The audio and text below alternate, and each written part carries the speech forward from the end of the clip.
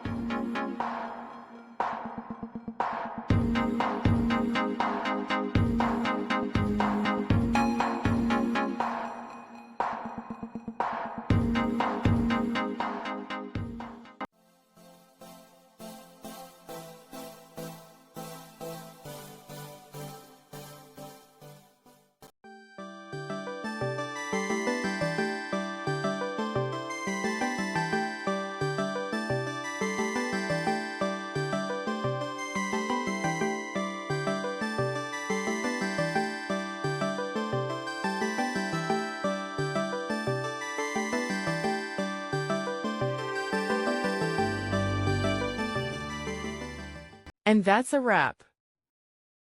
I hope you found the answer you were looking for.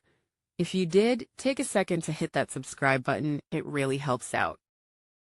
And let me know in the comments which solution worked best for you. See you next time in the debug zone.